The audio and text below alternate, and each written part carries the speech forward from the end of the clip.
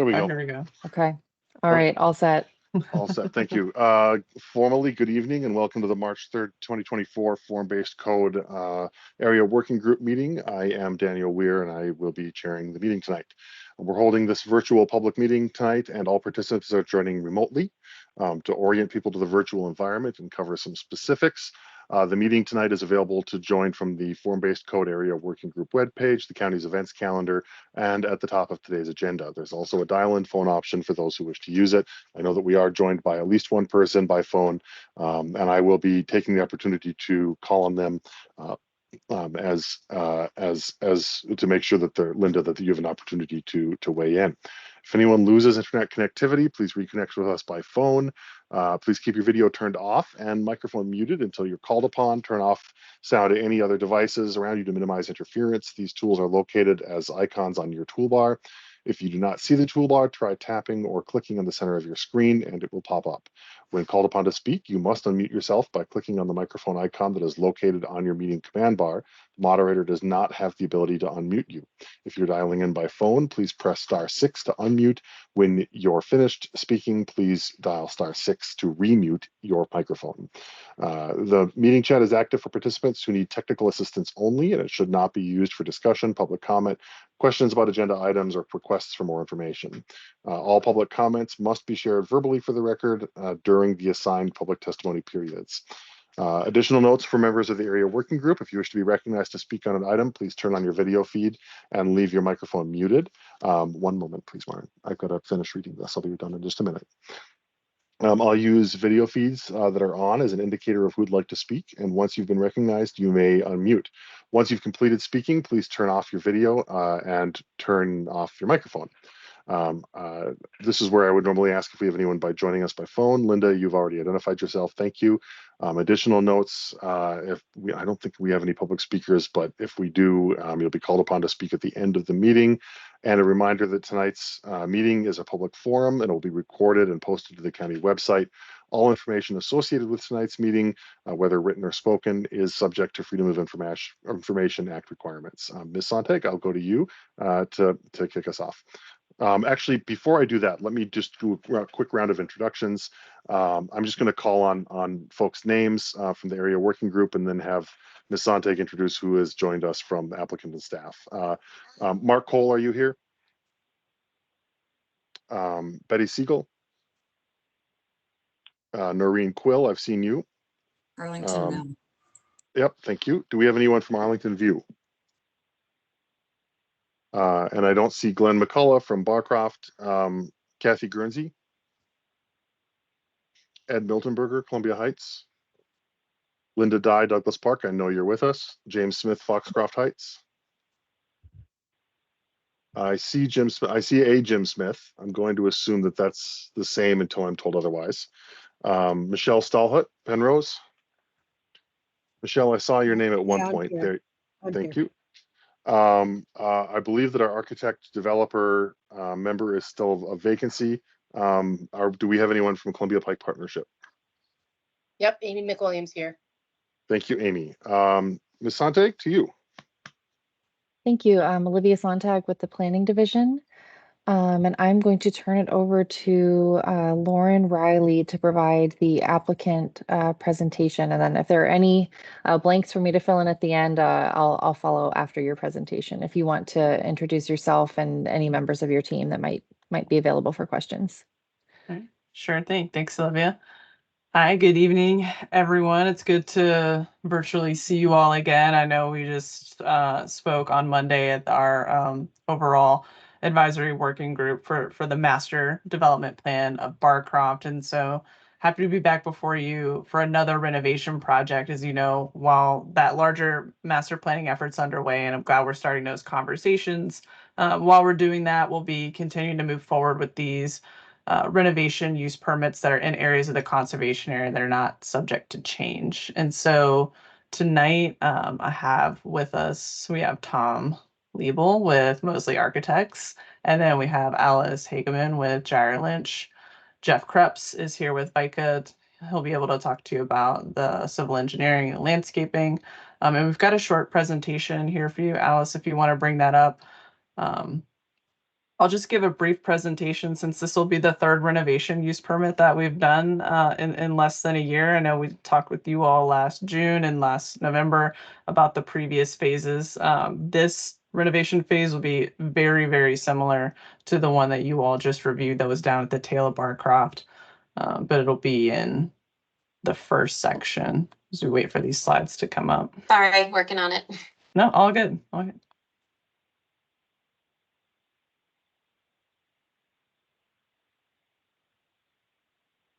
I'm just gonna have to share my whole screen and then present, so just give me a minute. Okay. And oh.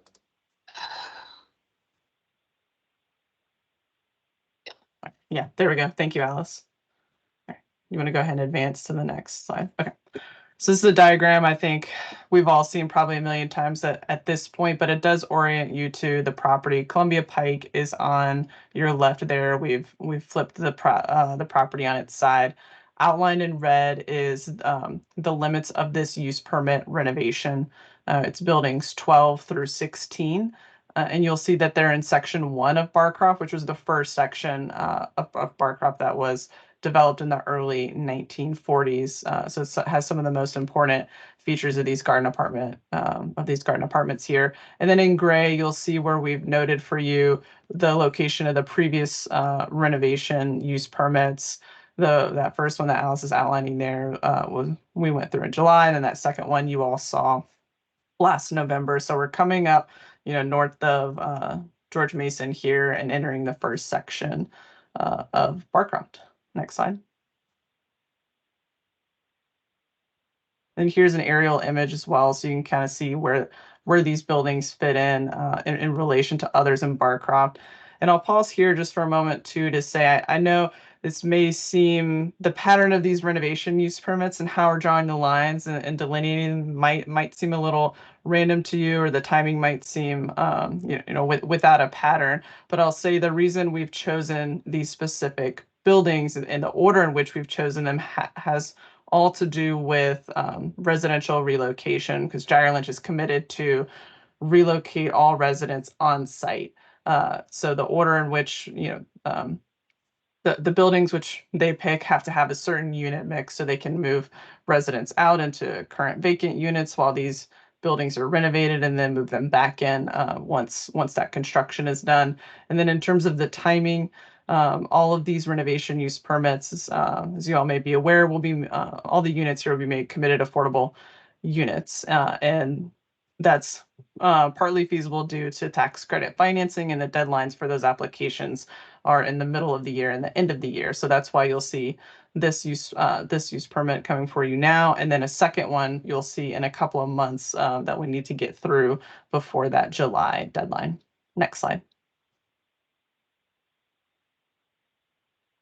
Here I'll show you some existing photos of these buildings, starting with building 12, which is along South Thomas Street. You can see this portions of this building are painted brick, others are the original red brick there, and you can see some of that detailing of those entrances, what makes Barcroft, some of these apartments, historic. Next slide. Moving back behind building 12, this is building 13. Kind of bookending there, mirroring the other buildings to the other side. And you see photo number 4, that's taken right between this building 13 and 14 as you're looking up toward South Thomas Street. Next slide. And then building 14 here, you'll see mainly photos 1 and 2 are of that interior courtyard there of this building. Next slide.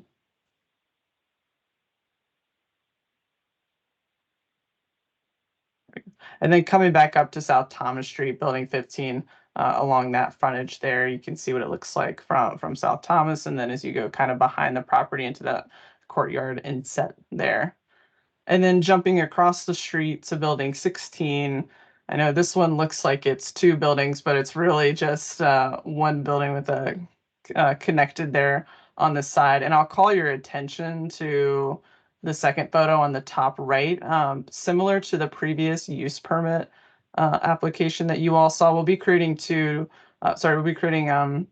Yes, 2 accessible units here, and where that pointer is going to be the location of those new entrances and ramps for folks to be able to get to those new accessible units. Next slide. And then this is the back of building 16. You see there's pretty big hill there. The grade drops off steeply there in the back. Next slide. All right.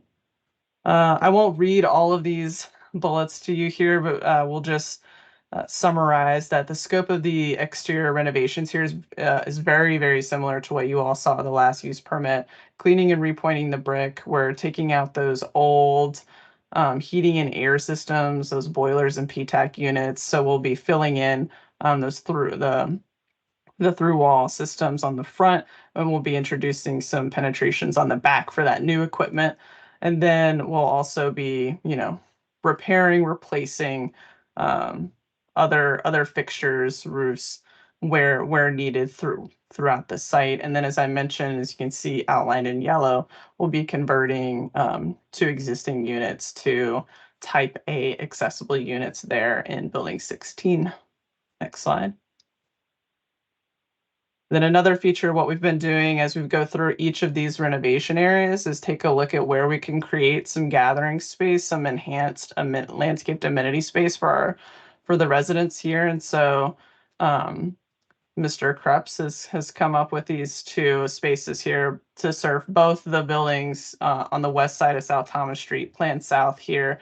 You can see that central gathering space right in the middle of that nice large courtyard, and introducing a landscape buffer there at the top to make that space feel a little bit more private. And then up at the top by building 16, introducing some more gathering space there, some passive space for residents to hang out and talk. And it's also going to be accessible to the parking the parking area there and those ramps to get you to the new accessible units. You can see where we've got those ramps right there. Next slide. And then here's some elevations. So now we're looking at that side elevation. If you remember that existing photo we looked at just a moment ago, now we're looking at the side of that red brick building. This is the new entrance. There'll be a ramp, a new door, and a canopy to get you to that unit on that side. And then next, we go to the next slide. So this is the other view. If you just turn 90 degrees, here's the new entrance for that accessible unit. Very similar, new door, canopy, light fixture.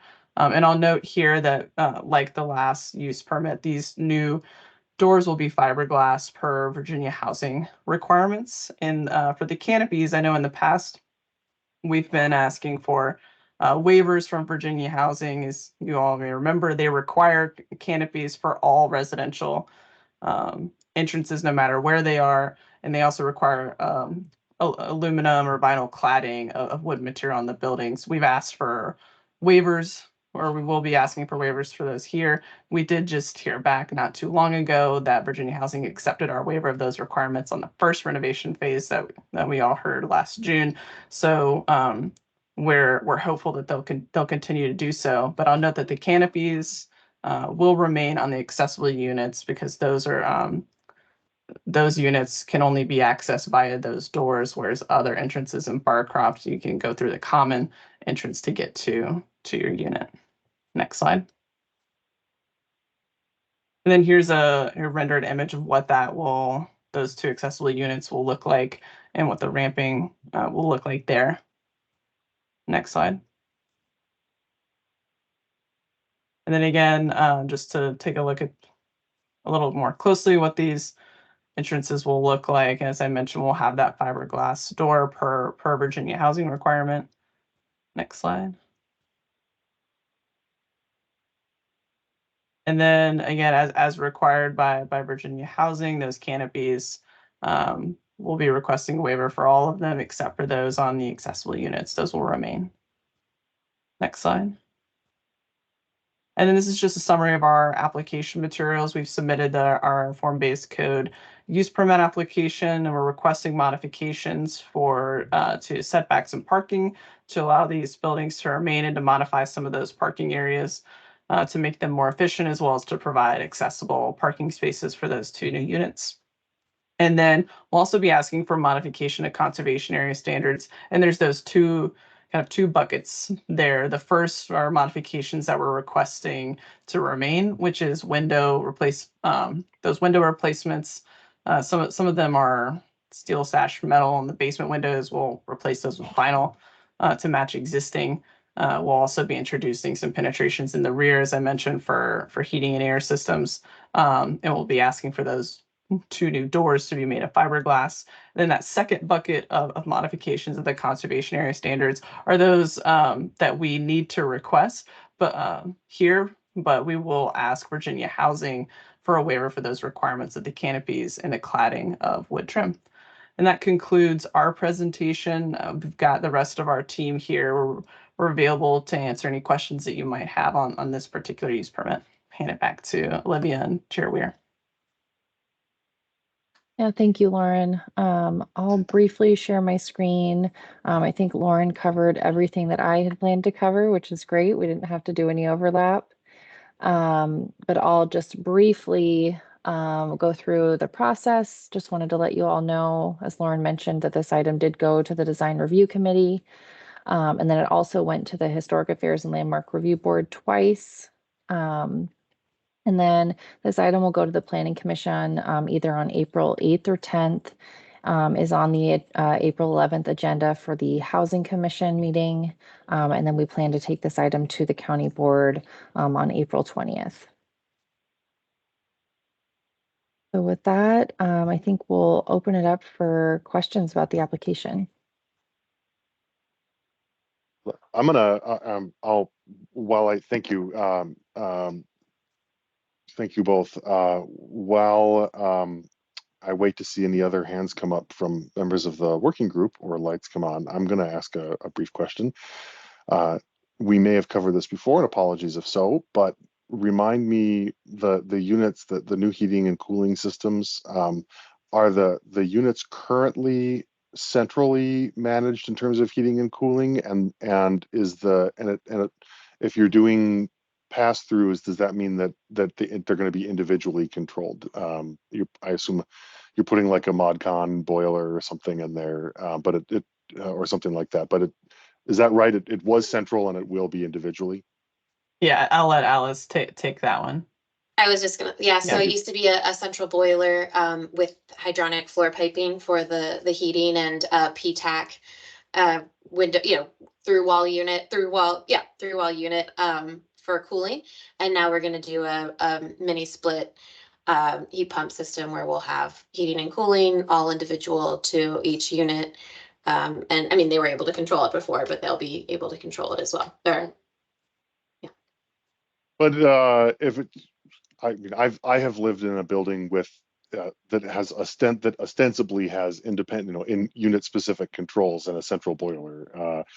My guess is that the mini split is going to give them a lot more. Is going to give residents much more responsive and accurate control over the environment than what's currently in the buildings. Yeah, absolutely. Right. Thank you. Great. It's going to be one of the many great upgrades, and I'll just use that opportunity too to say there'll be a lot of interior renovations that Jar Lynch will do with these use permits. These residents will get upgraded appliances and other fixtures and flooring and everything like that. So it'll be overall a really good benefit to these residents. Yeah, in-unit washer dryer, I think, is the big one. The most exciting one for residents. That's the feedback I've received, at least. Yeah. I believe it. The garden apartment that I lived in did not have in-unit washer dryer, and it makes a big difference. I don't see any other hands up, but Ms. Dye, I'll give you a chance in case you wanted to ask anything. Not to put you on the spot.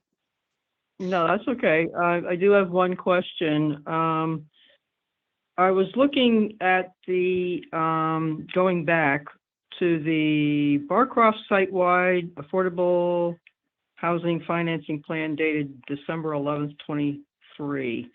And I had made a note when I read that some time ago that new buildings would have at least 10% ADA and renovated buildings would have some ADA to the extent economically feasible. So certainly appreciate seeing that this is another opportunity to add 2 more units that will be accessible.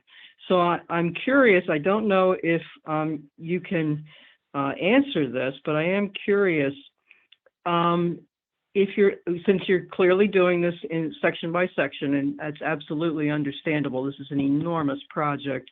Do you have a bottom line in terms of here's how many units we can economically, in a feasible way, that we can make into ADA accessible units? Is there a bottom line at this point that you would say it looks like overall for the entire project, we would be able to have X number of ADA units?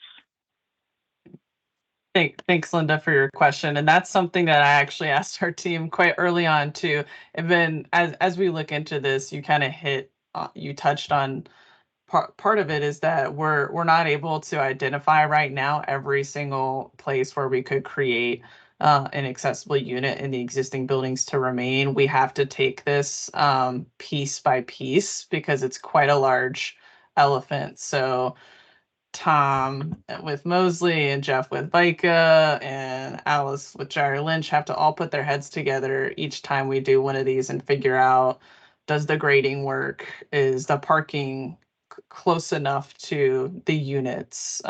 Is there trash close by? Can we get all of these elements to come together? And then also historic preservation. We don't want to we want to keep those important primary facades of the building intact as much as possible. So that's a case by case analysis of where we can have them. Though I'll say they are looking, every single time we take a look at one of these buildings, we're seeing how many accessible units we can fit in here. And we're happy to have 2 here. We had 4 last time, and the next one that you'll see coming up, we're able to put in 4, which is great, to get as many as we can, because we don't know what each kind of next building will entail. So we unfortunately we don't have a kind of bottom line overall number for you, but more so just to say that we are, anytime those elements all line up together for that kind of magic formula, we are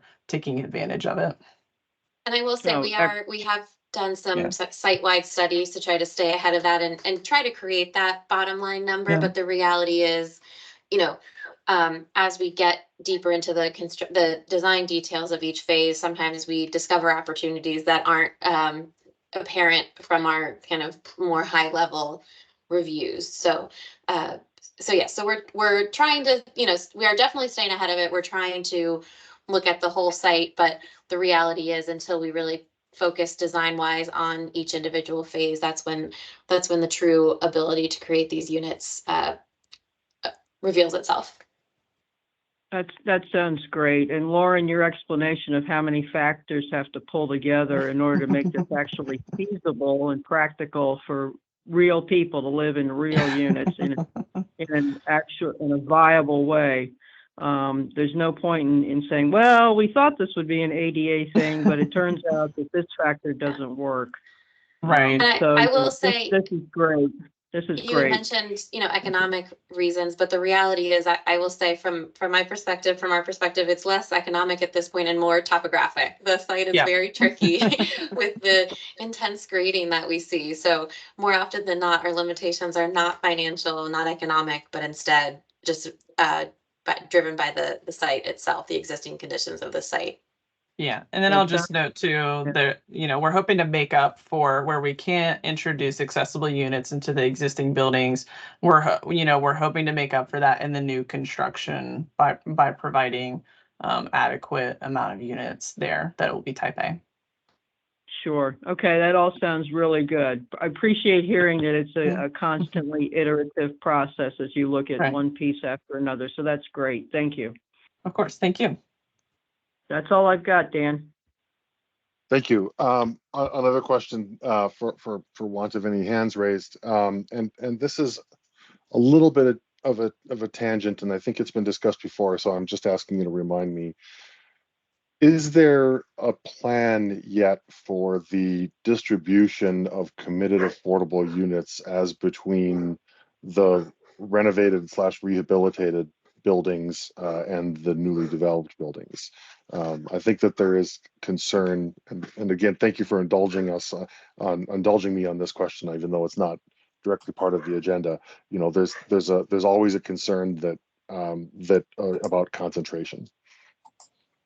Right. So I think, Chair Weir, are you asking what the AMI percentages will be, or about where the units will be located in new versus old? I just want to make sure. The clear on that. geospatial question. Okay, so Gyre Lynch is committed to provide it, 13, 1,335 units is committed affordable units for 99 years, at up to 60% AMI. With Mhm. each of these renovation use permits for the existing buildings to remain, those will all be committed affordable units at a range, I think, Alice, correct me, between 30 to 60% AMI. It'll be like a blended average that'll be determined at the time those units will be committed, which I think is based on financing. And that's in the use permit conditions for each of these projects.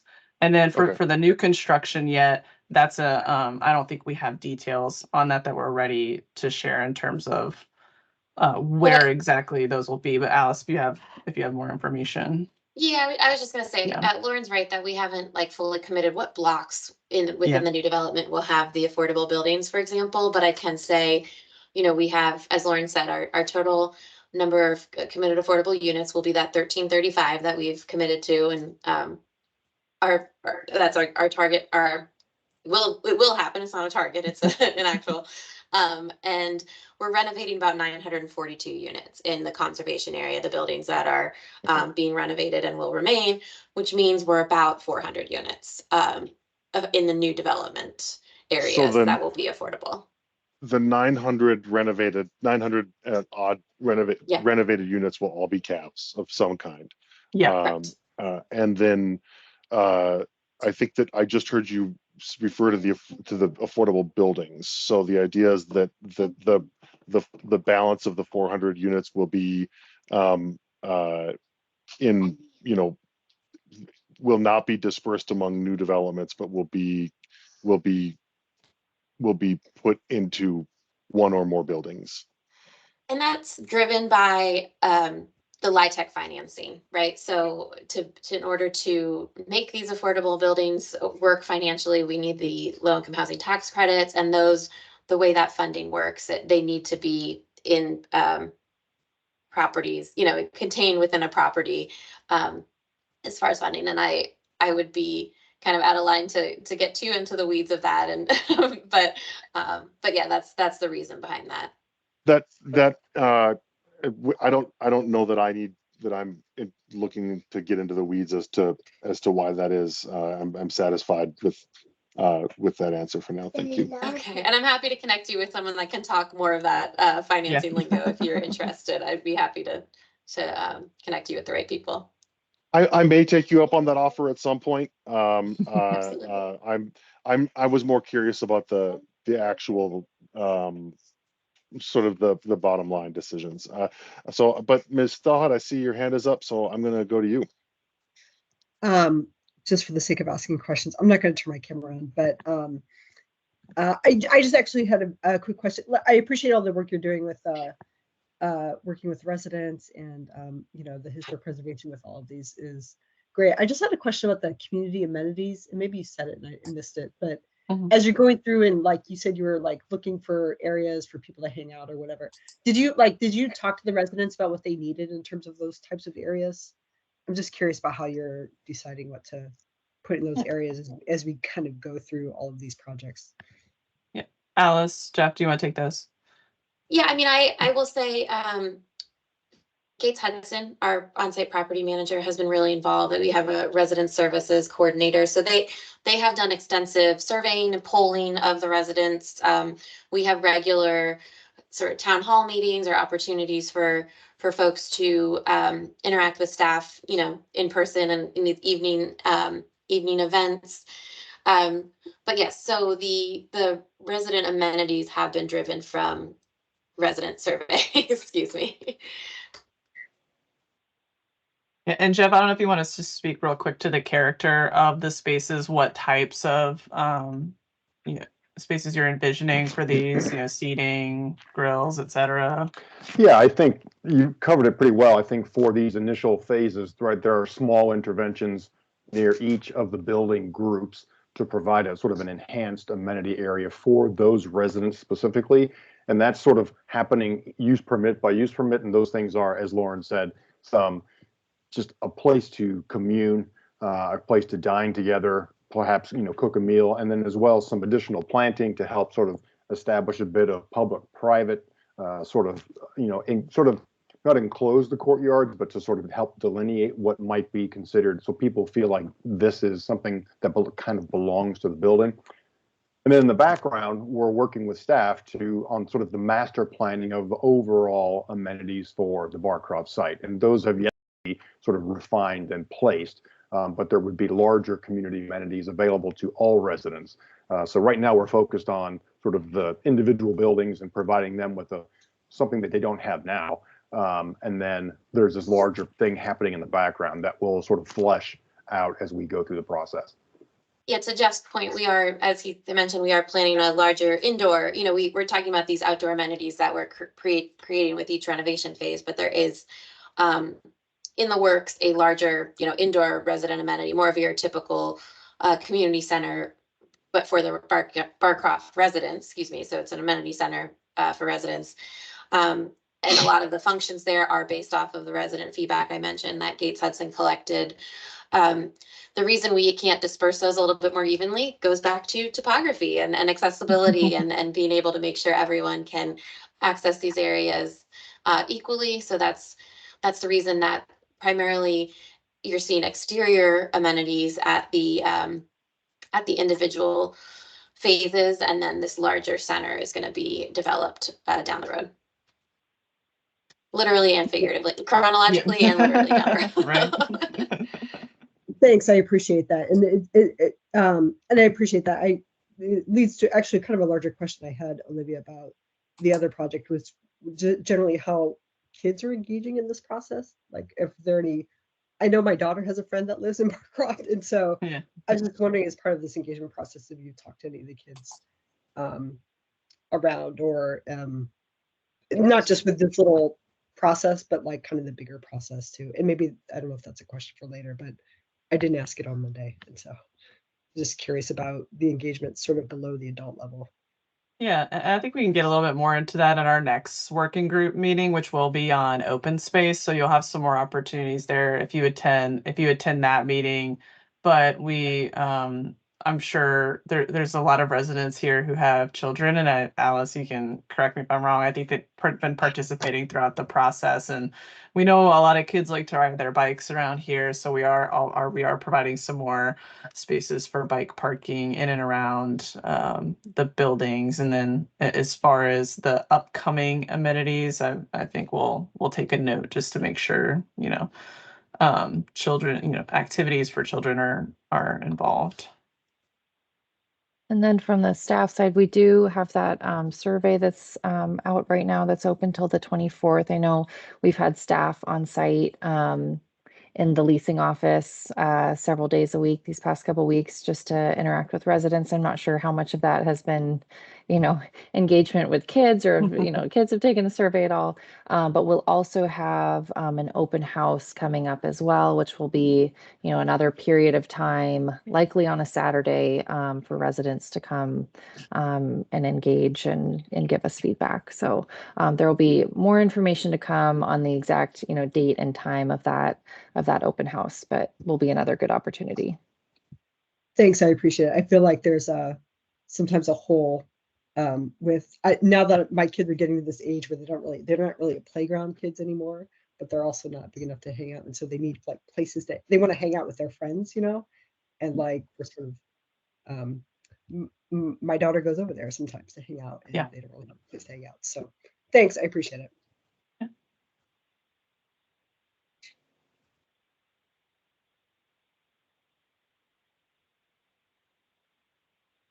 Pardon me, I was on mute. I'm not seeing any other hands coming up. Trying to go speak as slow as possible just to give people, you know, their opportunity. But it might be that we have come to the end of the meeting. To be clear, I don't believe there's anyone who's here for public comment. Is that correct? To provide public comment? It doesn't look like it. I don't see anybody. Yeah, all of these names have been covered so far.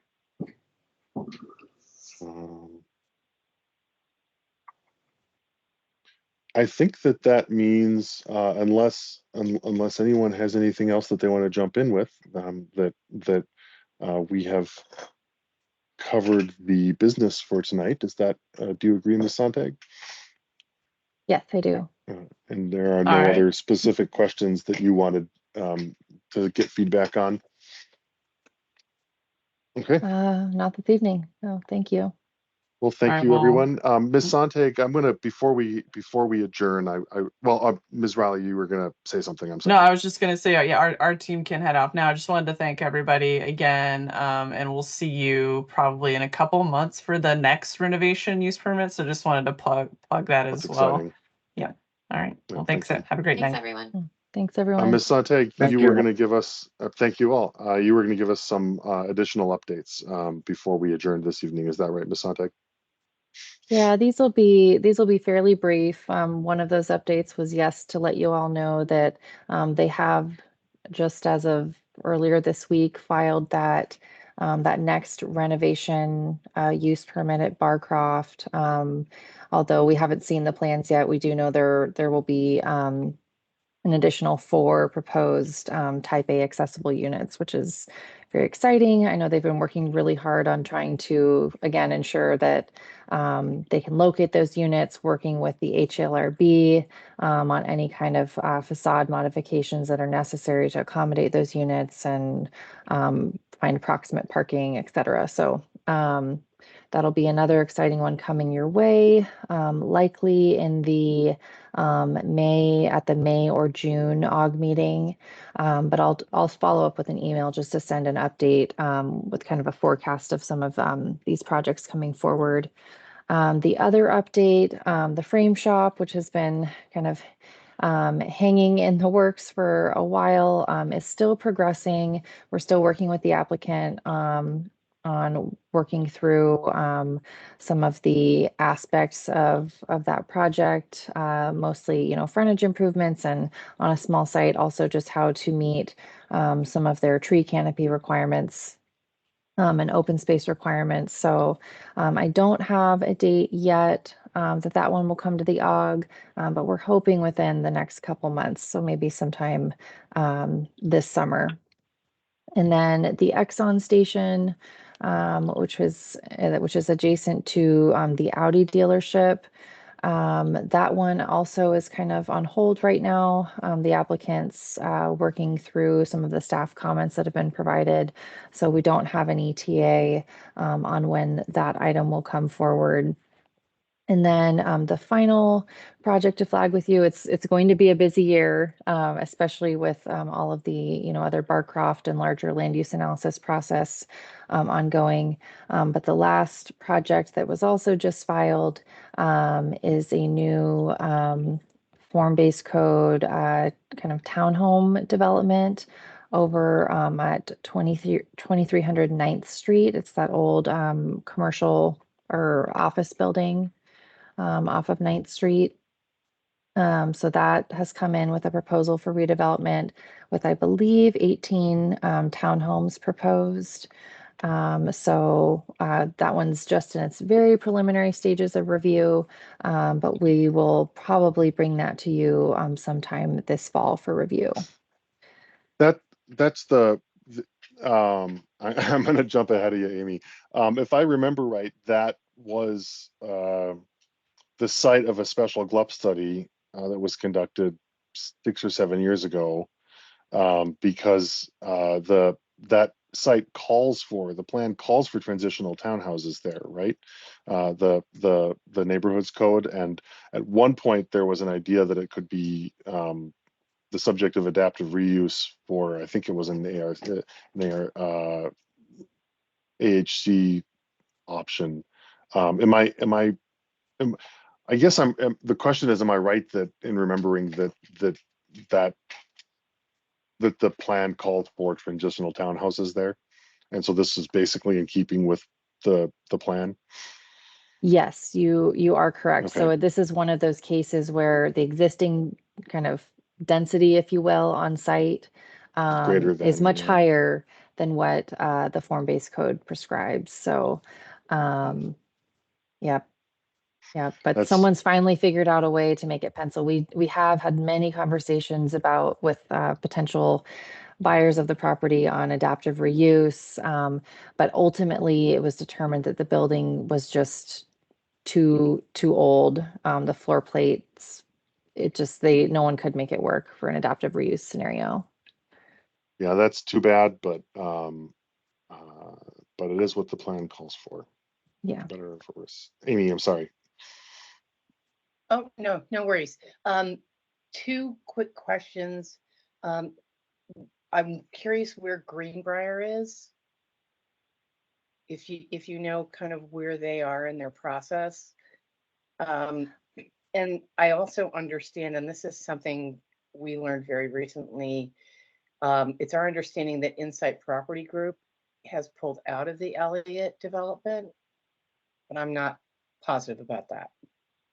Yes, that's the final update this evening. Not necessarily an active project update, but yes, the property owner for the Elliott has filed a discontinuance of that form-based code use permit and a rezoning. As part of that approval, it was rezoned to the Columbia Pike form-based code zoning, so they will be rezoning back to C2. And that's a very hot off the press update. That application was just filed, I think, this week. Tell me more about what that means. Tell me more about what that likely means. So the applicant's request and their justification for the request is that once a use permit is approved, their tax assessment is based on that new approved density. So their tax assessment has increased enough to the point where it's become too burdensome. And that is the reason that they're requesting to discontinue the use permit because they're unable to proceed with construction of the project at this time. Amy, your hand is still up, so just jump in if you have something on this. But is that because of the tax increment financing specific, or is because of something specific to the Pike? The way that I've always had commercial real estate taxes described to me is that it's described as is that it's based on the use. It's based on like not the land use, but like how much money you're making, kind of thing. Like the value is based on the on how much on the revenue, instead of how residential property taxes are usually done. Yeah, and the feedback we have from the assessor's office is that it's based on the entitlements that the property has been given. So anytime a site plan application is approved, those tax assessments are then based on the development potential of those entitlements. Okay. So it's of course we're disappointed and wish this was not the case, but this is what the applicants decided to do at this time. Yeah. Sorry, Amy, you've been trying to get a word in. Oh, just wanted to just double back on the Greenbrier. Yes, thank you, Amy.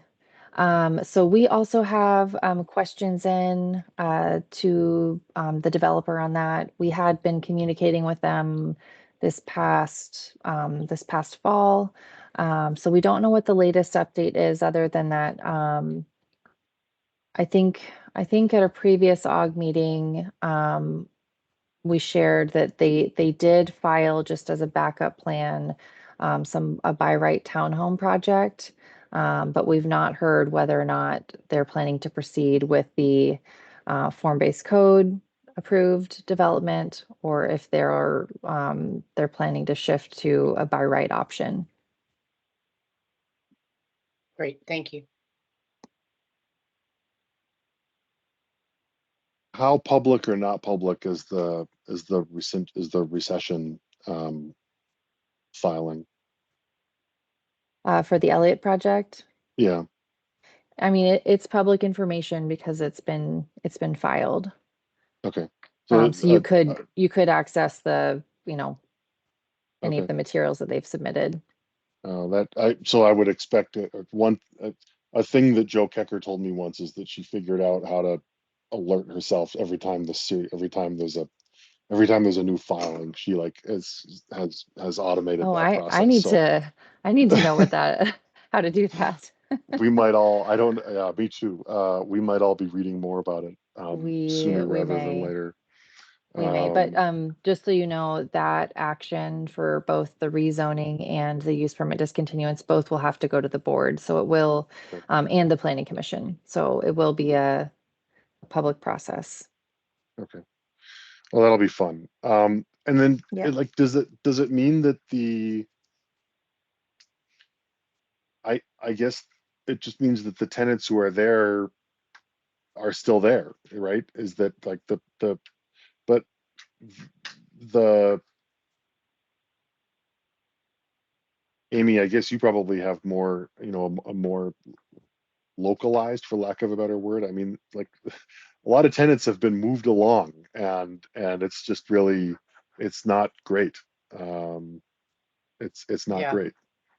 All of them have, except for the CVS, including ourselves. And of that strip, all of the property was condemned except for the CVS. They were able to get 3 of the retail spaces that are kind of in the middle. What used to be H&R Block and the Legends and our space have been uncondemned. But from the salsa room to Attila's is still condemned. That's beautiful, Mariam. Thank you. That's beautiful, Mariam. Thank you. I have to get back to this meeting, but thank you, Mariam. It's beautiful. So I guess, I mean, this isn't I don't want to belabor the discussion, but I'm going to anyway. Are they going to start leasing out space again? Or is the idea that they just want to let the space sit vacant so that they have a lower property tax liability? The applicants indicated that they are interested in bringing the spaces up to a condition where they could lease them out, whether that's a temporary situation or not. That's up to them to determine. But that could mean without raising the property and leasing it out to a parking lot provider. there'd still be a process for that. But at least, their initial indication is that they are interested in repurposing those spaces in the near term. There are still, permits and work to be done with the county in order to make those spaces safe and occupiable for new tenants. But another primary reason that they're wishing to discontinue the use permit is that with the grocer tenant no longer part of the proposal, they will have to do a major amendment to that use permit anyways. So they do imagine that if they do come back in with a use permit proposal for that site, it'll largely re-envision what was previously approved. Interesting. So, but again, up to them whether or not they pursue a new use permit in the near term, or just try to reoccupy those spaces. So, but I do think that we'll, as part of that process, we're going to hear a lot from them about this experience, just the difficulties with, the market conditions right now, the tax assessment, and kind of what their plans are moving forward. Okay. All right.